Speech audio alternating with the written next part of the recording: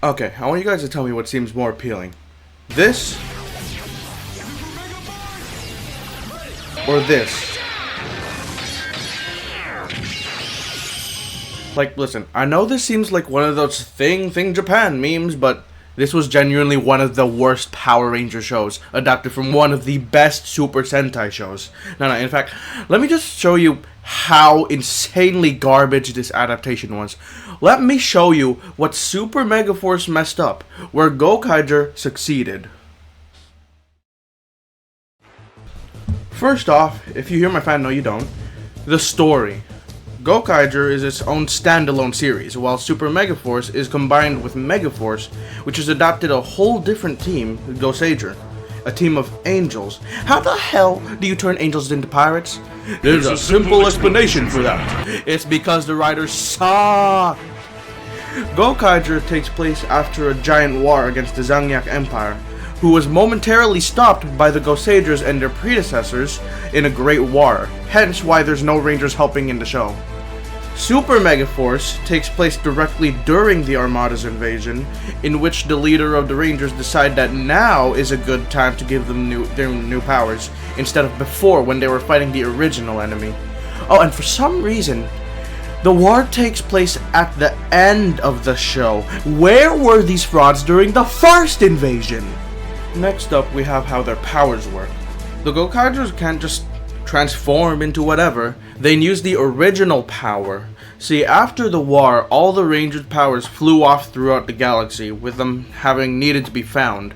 This also means they can use anyone else's powers. Kamen Rider? You got 'em. Metal Heroes? You got 'em. They could probably use magical girl powers if they had access to them. Super Mega Force? They just have the keys lying around, and they're exact replicas of the original powers. Sure, yeah, it means they're technically more powerful, but why? There's no risk of the original Rangers trying to take their power back. No heartwarming ending where they give back the powers. They just have perfect copies for whatever reason. It genuinely makes no sense. I don't get it. And lastly, the characters.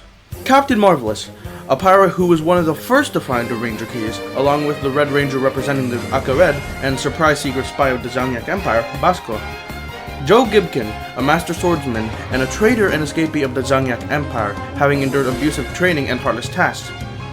Luca Milfi, a thief who built from poverty and the death of her sister, constantly stealing from the Zangyak due to the money she earns from selling the loot.